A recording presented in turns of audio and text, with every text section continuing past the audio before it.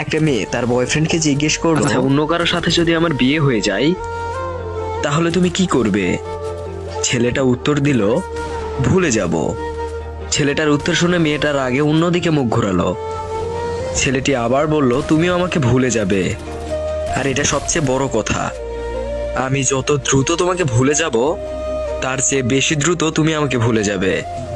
প্রেমিকা প্রশ্ন করলো, কিরকম? ছেলেটি বলতে শুরু করলো, মনে করো বিয়ের প্রথম দিন তুমি এক ধরনের ঘরের মধ্যে থাকবে।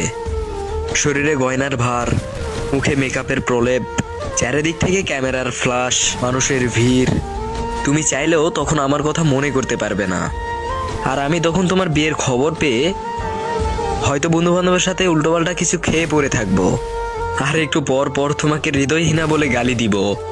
আবার পরক্ষণে পুরনো স্মৃতিগুলোর কথা মনে পড়ে বুকে জড়িয়ে ধরে হাউ হাউ করে কাঁদতে থাকবো। তারপরের দিন তোমার আরো ব্যস্ত সময় কাটবে। স্বামী, মিষ্টির প্যাকেট, প্রেজেন্টেশন, এইসব নিয়ে তুমি অনেক ব্যস্ত থাকবে। আমার কথা তখন হঠাৎ হয়তোবা তোমার মনে হবে, এই যেমন স্বামীর হাত ধরার সময়, একসাথে ফটো তোলার সময়। আর আমি তখন শূন্যছাড়া হয়ে ঘুরে বেড়াবো।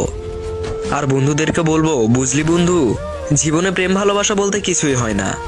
পরের 1 মাস তুমি হানিমুনে যাবে, নতুন ঘর পাবে, শপিং, ম্যাচিং, শত প্ল্যান, আর স্বামীর সাথে হালকা মিষ্টি ঝগড়া। তখন তুমি বিরাট সুখী। হঠাৎ আমার কথা মনে হলে ভাববে, আমার সাথে বিয়ে না হয়ে বোধহয় ভালোই হয়েছে। আমি ততদিন বাপ মা, বন্ধু কিংবা বড় দাদাদের ঝাড়ি খেয়ে মোটামুটি সোজা হয়ে গেছি।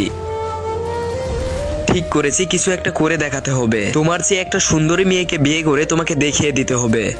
সবাইকে বলবো তোমাকে ভুলে গেছি। কিন্তু তখনও মাঝরাতে তোমার SMS গুলো বের করে ভরবো আর দীর্ঘশ্বাস নিঃশ্বাস ফেলবো। পরের 2 বছর তুমি প্রেমিকা কিংবা নতুন বউ নেই, মা হয়ে গিয়েছ। পুরাতন প্রেমিকের স্মৃতি, স্বামীর আহ্লাদ, এসবের চেয়ে বাচ্চার ডাইপার, ফিডার, এগুলো নিয়ে তুমি অনেক চিন্তিত থাকবে। অর্থাৎ তখন আমি তোমার জীবন থেকে মোটামুটি পার্মানেন্টলি ডিলিট হয়ে যাব। এদিকে আমিও একটা কাজ পেয়েছি, বিয়ের কথা চলছে, মেয়েও পছন্দ হয়েছে। আমি এখন ভীষণ ব্যস্ত। এবার সত্যি আমি তোমাকে ভুলে গিয়েছি। শুধু রাস্তাঘাটে কোনো কাপল দেখলে তোমার কথা মনে পড়ে, কিন্তু এখন আর দীর্ঘশ্বাসও আসে না। এতদূর পর্যন্ত বলার পর ছেলেটি দেখলো প্রেমিকা ঝলঝল চোখে ছেলেটির দিকে তাকিয়ে আছে, মুখে কোনো কথা নেই। ছেলেটিও চুপচাপ। একটু পরে প্রেমিকা বলল, তবে কি সেখানেই সব শেষ? ছেলেটি বলল, না, কোনো এক মন খারাপের রাতে তোমার স্বামী নাক ডেকে ঘুমাবে, আবার বউও ব্যস্ত থাকবে নিজের ঘুমের রাজ্যে। শুধু তোমার আর আমার চোখের ঘুমটা থাকবে না।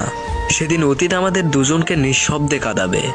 সৃষ্টিকর্তা ব্যতীত যে কান্নার কথা কেউ জানবে না। তখন আমি নুহু ছিলাম আপনাদের সাথে। এই গল্পের মতো কি সত্যি এরকম হয় নাকি এটা শুধু গল্পই? আপনাদের মতামত অবশ্যই জানিয়ে দিতে ভুলবেন না। আজকের মতো এত পর্যন্তই। দেখা হচ্ছে নেক্সট কোনো ভিডিওতে। টেল দেন, বাই বাই।